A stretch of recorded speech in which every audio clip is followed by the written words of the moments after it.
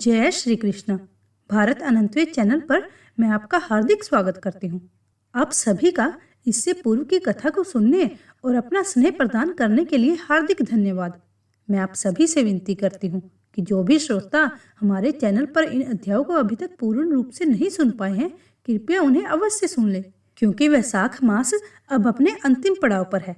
आज का महात्म सुनाने से पहले मैं वैशाख मास में कही और सुनी जाने वाली सूर्य नारायण भगवान की कथा कहती हूँ, जिसको सुनने मात्र से सभी पाप नष्ट हो जाते हैं। मुझे आशा है कि आपको ये कथा पसंद आएगी। बहुत समय पहले की बात है। किसी गांव में एक बुढ़िया माई रहती थी। भगवान सूर्य नारायण की सच्ची भक्त उन माई का एक बेटा था, जो काम के लिए शहर में रहता था। बुढ़िया माई गांव में अकेली ही रहती थी। वो पूजा पाठ, भजन कीर्तन, सत्संग, दान आदि सब बड़े प्रेम और भाव से किया करती थी। वैशाख मास का स्नान व्रत वो हमेशा करती थी।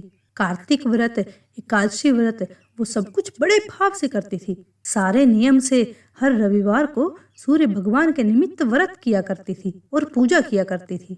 रविवार के दिन वो सूर्योदय से पहले उठती और स्नान आदि से निवृत्त होकर अपने आंगन को गोबर से लीपकर स्वच्छ कर देती, अपने चूल्हे चौके को लीपकर साफ करती और उसके बाद बुढ़िया माई सूर्य देव भगवान के निमित्त व्रत करती थी और रविवार की कथा सुनती थी। सूर्य भगवान को भोग लगाकर दिन में एक समय बिना नमक का भोजन किया करती। यह उसका हमेशा का नियम था।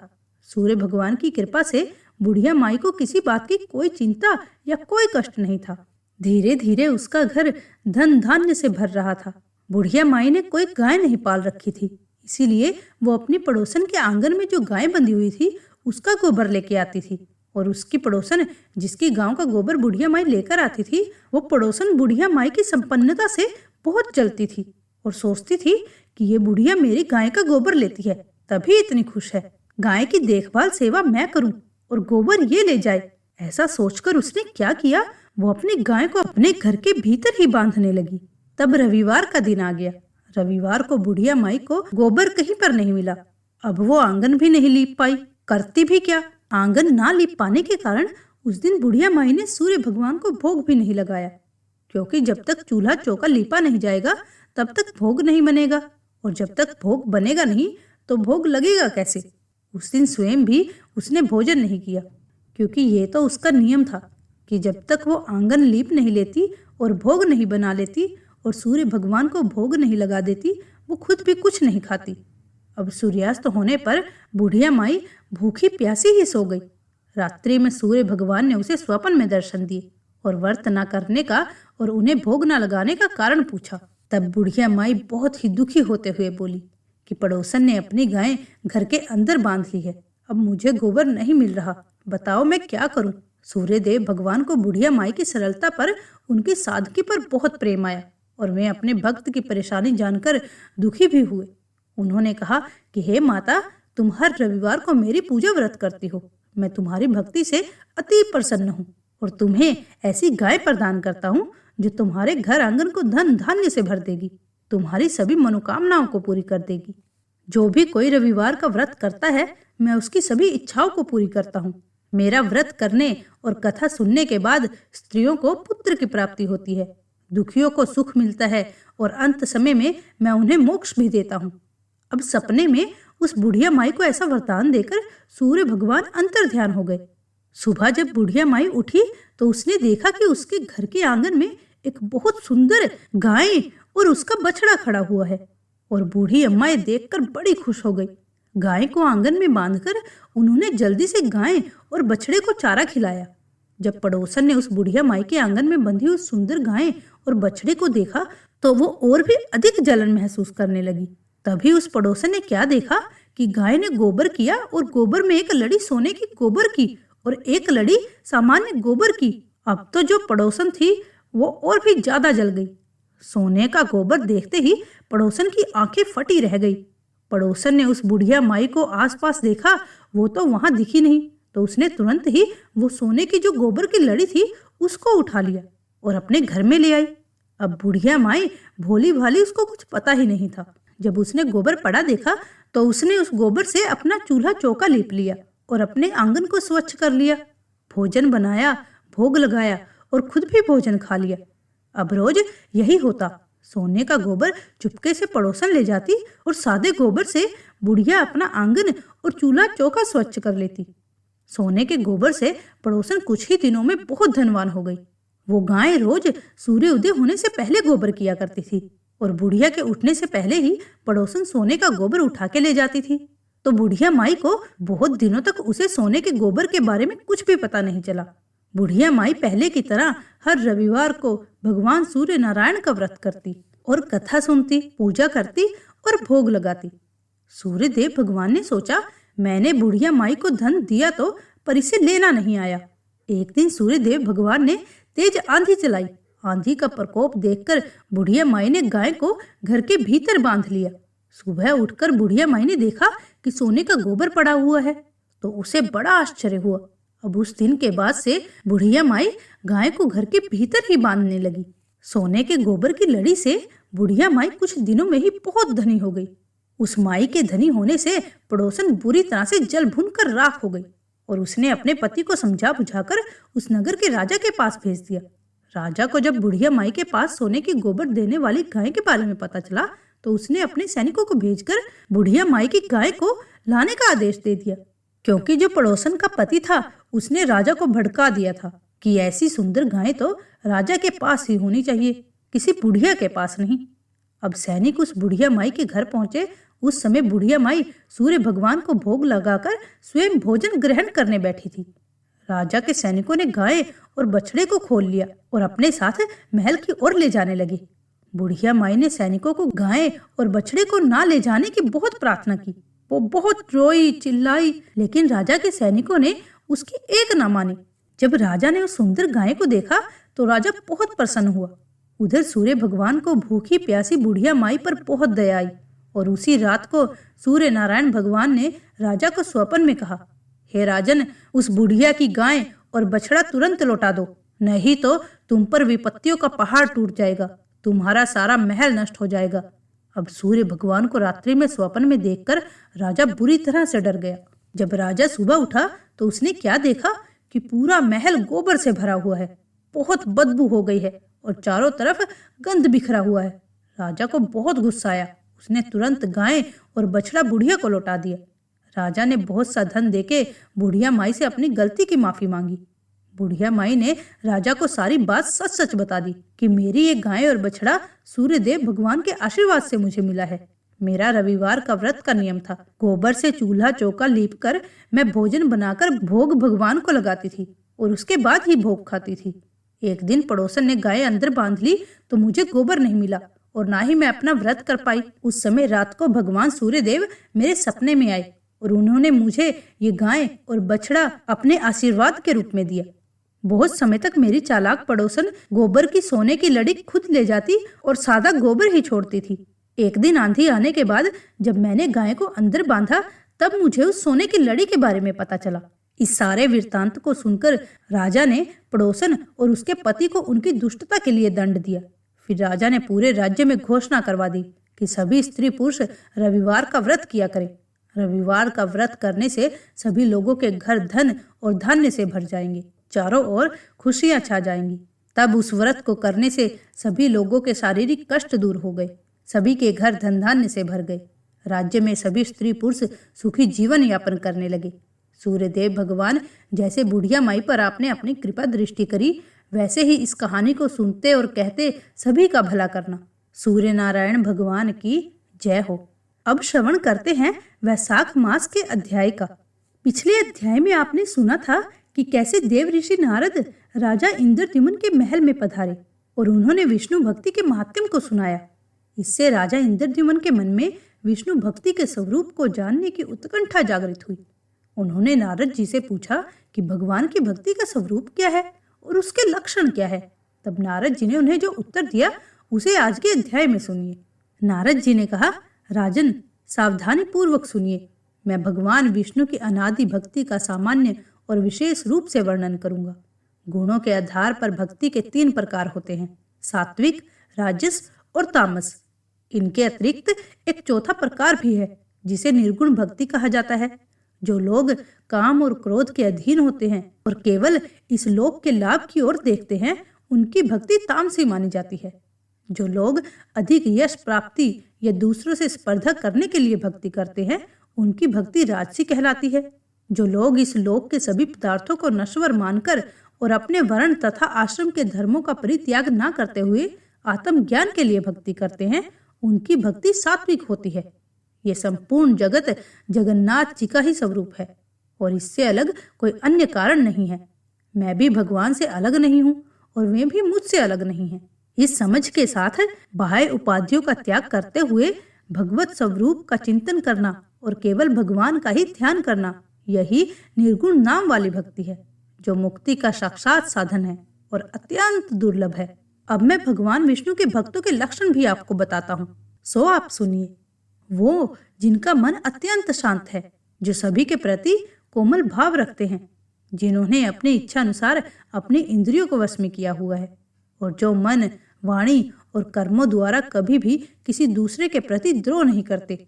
उनका मन सदा दया से भरा रहता है, जो चोरी और हिंसा से सदा दूर रहते हैं, सद्गुणों के संग्रह और दूसरों के कार्य में सहायता करने में प्रसन्नता अनुभव करते हैं, जिनका जीवन सदाचार से निष्कलंक बना रहता है और जो दूसरों के उत्सव को अपना उत्सव मानते हैं।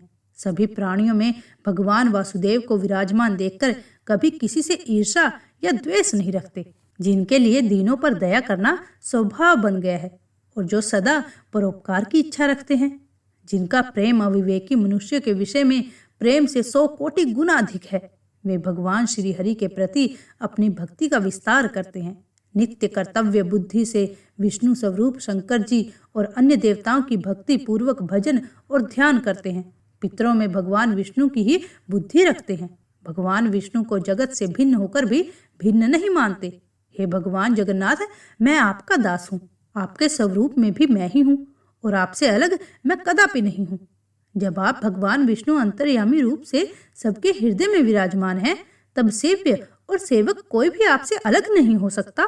इस भावना से सदा सावधान रहकर जो ब्रह्मा जी के द्वारा वंदनीय युगल चरणावृंद वाले श्री हरि को सदा प्रणाम करते हैं, उनके नामों का कीर्तन करते हैं, उन्हीं के भजन में तत्पर रहते हैं और संसार के लोगों के सामने अपने आप को तिनके के समान तुच्छ मानकर विनय पूर्ण व्यवहार करते हैं, जगत में सभी लोगों का उपकार करने के लिए जो कुशलता का परिचय देते हैं और दूसरों के कुशल क्षेम को अपना ही मानते हैं, जो दूसरों का तिरस्कार देखकर उनके प्रति दया से द्रवित हो जाते हैं और सभी के प्रति मन में कल्याण की भावना रखते हैं, वे ही विष्णु भक्त के नाम से प्रसिद्ध हैं। जो पत्थर पर धन और मिट्टी के ढेले में पराई स्त्री और कुटशालमली नामक नरक में मित्र, शत्रु, भाई अथवा बंधु वर्ग में समान बुद्धि रखने वाले हैं, वे ही निश्चित रूप से विष्णु भक्त के नाम से प्रसिद्ध हैं। जो व्यक्ति दूसरों के गुणों से प्रसन्न होते हैं और दूसरों की कमियों को छिपाने का प्रयास करते हैं, वे सभी को सुख प्रदान करते हैं। ऐसे लोग जो भगवान में अपना मन लगाए रखते हैं और निरंतर धर्म की बातें करते हैं, वे वैष्णव कहलाते हैं। जो भगवान के पावन नाम का जाप करते हैं और उनके नाम का कीर्तन करते हैं, वे एक चिंतन महात्मा के रूप में प्रसिद्ध हैं, जिनका मन श्री हरि के चरणों में लगा रहता है और जो प्रेम की अधिकता से जड़वत बने रहते हैं, सुख दुख इन सब को समान रूप से देखते हैं, वे भी वैष्णव कहलाते हैं। जो भगवान की पूजा में निपुण हैं और अपने मन में विनम्र वाणी को भगवान की सेवा में समर्पित कर चुके हैं, वे भी वैष्णव के नाम से प्रसिद्ध हैं। जिनका मन मद और अहंकार के नाम से शुद्ध हो गया है और जो भगवान नरसिंह की आराधना करके शोक मुक्त हो गए हैं, वे वैष्णव निश्चित ही उच्च पद को प्राप्त कर लेते हैं। मैंने तुमसे भगवान में उत्तम भक्ति रखने वाले भक्तों के शुभ चरित्र और लक्षणों का वर्णन किया है। यह वर्णन सुनते ही मनुष्य के संचित पापों का नाश हो जाता है। भजन के लिए ना तो धन की आवश्यकता है और ना ही शरीर को कष्ट देने वाले किसी विशेष प्रयोग की। मृदुल और मंद स्वर से भगवान के नामों का कीर्तन ही भजन है। तुम्हारे मन में भगवान के दास भाव का चिंतन होना चाहिए। लेकिन जो लोग शुभ आचरण के प्रति भी द्वेष रखते हैं और अपने मन को दुराचार में बांधे रखते हैं, वे बड़े अमंगल को प्राप्त करते हैं और ऐश्वर्य तथा विषय भोग में ही सुख का अनुभव करते हैं। वे वैष्णव नहीं होते, वे निम्न कोटि के मनुष्य होते हैं, जो अपने हृदय में विराजमान परमानंद श्री हरि के स्वरूप का एक क्षण भी चिंतन नहीं करते और अपने झूठे वचनों से भगवान के नाम को आच्छादित करते हैं। वे भी भगवान के भक्त नहीं होते। जिनके हृदय में पराई स्त्री और पराये धन के प्रति सदैव लोभ बना रहता है। जो लोग कृपण विचारों वाले हैं और केवल अपने पेट की चिंता में लगे रहते हैं, वे विष्णु भक्ति से वंचित हैं। जो लोग निरंतर दुष्टों का साथ देते हैं, दूसरों का अपमान और हिंसा करते हैं, जिनका स्वभाव अत्यंत क्रूर है और जो भगवान नरसिंह के ध्यान से दूर रहते हैं, ऐसे मलिन चित्त वाले मनुष्य से दूरी बनानी चाहिए। देव ऋषि नारद से इस प्रकार उत्तम भगवत भक्ति का वर्णन सुनकर राजा इंद्रद्युम्न अत्यंत प्रसन्न हुए और उन्होंने कहा कि हे भगवान, विद्वानों ने मुझे बताया था कि सज्जनों का संग संसार रूपी रोग का नाश करता है और ऐसा सत्संग मुझे अभी प्राप्त हुआ है। आपके संग से मेरी अज्ञानता का अंधकार मिट गया है, क्योंकि मेरा मन अब नील माधव की आराधना के लिए उत्सुक हो रहा है। इसीलिए हम दोनों रथ पर बैठकर चलें और भगवान नील माधव के दर्शन करें। यदि मैं आपके मुख से पुरुषोत्तम क्षेत्र के तीर्थों का विवरण सुन सकूं, तो पूर्व के महात्माओं के वचन भी सार्थक हो जाएंगे। ये सुनकर तब नारद जी कहने लगे, हे राजन, ये तो बड़े हर्ष की बात है। मैं आपको पुरुषोत्तम क्षेत्र और वहां के तीर्थों के दर्शन करवाऊंगा, जहां शक्ति और शिव देवता विराजमान हैं। उनके महात्म्य का भी परिचय दूंगा।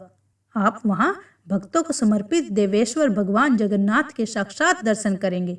इस प्रकार बातचीत करते हुए दोनों ने दिन का काम समाप्त कर लिया और ज्येष्ठ शुक्ल पंचमी को बुधवार के दिन पुष्य नक्षत्र में उत्तम लगन आने पर यात्रा के लिए अनुकूल समय निर्धारित किया। रात में दोनों ने ही एक ही स्थान पर विश्राम किया। सुबह होते ही राजा इंद्रद्युम्न ने अपने भाइयों के साथ नीलांचल की यात्रा करने के लिए अपने राज्य में घोषणा करवा दी कि वे जीवन भर, यानी जब तक जीवन है तब तक पुरुषोत्तम क्षेत्र में निवास करेंगे। राजा ने अपनी रानियों, मंत्रियों और परिजनों के साथ रथ, हाथी, घोड़े, खजाने और पैदल सेना को साथ लेकर वहां जाने का निर्णय किया। इस आदेश के बाद नारद मुनि जी की परिक्रमा की और छड़ीधारी सिपाहियों से घिरे हुए मध्य द्वार पर पहुंचे, जहां उन्होंने अपनी दाहिनी ओर ब्राह्मणों को खड़ा पाया, जो मांगलिक सूक्त का पाठ कर रहे थे। भक्ति और समर्पण के भाव से ओतप्रोत होकर राजा ने वस्त्र, आभूषण, माला, सुगंधित पदार्थों और अनुलेखन सामग्री के माध्यमों से ब्राह्मणों का पूजन किया। उसी क्षण अनेकों शंखों की ध्वनि ने आकाश को गुंजित कर दिया, जिसके साथ ही अन्य वाद्य यंत्रों की तुमुल नाद भी सुनाई दी। इसके पश्चात राजा ने मंदिर में प्रवेश किया और भगवान विष्णु के दिव्य दर्शन किए, जिनके स्मरण मात्र से मनुष्य सभी प्रकार के कल्याण का अधिकारी बन जाता है। दिव्य सिंहासन पर विराजमान भगवान विष्णु के दर्शन कर राजा ने साष्टांग प्रणाम किया और उपनिषदों की पवित्र वाणी से उनकी स्तुति की। फिर उन्होंने देवी दुर्ग के चरणों में भी शीश निवाया। दोनों देवताओं की परिक्रमा करने के बाद राजा ने उन्हें पालकी में बिठाया और उनके साथ यात्रा प्रारंभ कर दी। बाहरी द्वार पर पहुंचकर राजा ने अपना रथ तैयार देखा और नारद जी के साथ उस पर आरोहण हो गए। इंद्रद्युम्न के दोनों ओर उनके अधीनस्थ राजाओं के अनेक रथ सौभाग्यमान थे, जो विविध प्रकार के अस्त्र शस्त्र और ध्वजाओं से सुसज्जित थे। नगरवासी भी अपने अपने सामान के साथ तैयार हो गए और घोड़े, खच्चर, ऊंट आदि वाहनों पर सवार होकर यात्रा पर निकल पड़े। राजाओं की सैकड़ों रानियां नपुंसक सिपाहियों के संरक्षण में विभिन्न प्रकार की सवारियों पर चढ़कर राजमहल से बाहर निकली। उच्च पदस्थ अधिकारी और विशाल सेना उनकी सेवा और सुरक्षा में सतर्क थे। राजा के सामंत, मंत्री, सेवक, पुरोहित, रीतिवज्ज और व्यक्तिगत सेवक भी उपयोगी सामान लेकर चल पड़े। व्यापारी, माली और अन्य व्यवसायी भी अपने व्यापारिक सामान के साथ राजा की आज्ञा का पालन करते हुए चल पड़े। नीलाचल पर्वत पर पहुंचने के लिए लोगों ने कठिन से कठिन मार्गों का सामना किया। इस यात्रा के बाद जो कुछ भी घटित हुआ, उसका विवरण आप सभी अगले अध्याय में सुनेंगे। मुझे आशा है कि आपको ये पाठ सुंदर लगा होगा और आप मेरे चैनल भारत अनंत वेद को अवश्य सब्सक्राइब करेंगे, जिससे भविष्य में भी आप इन सुंदर पाठों का श्रवण कर सकेंगे। जय श्री हरि।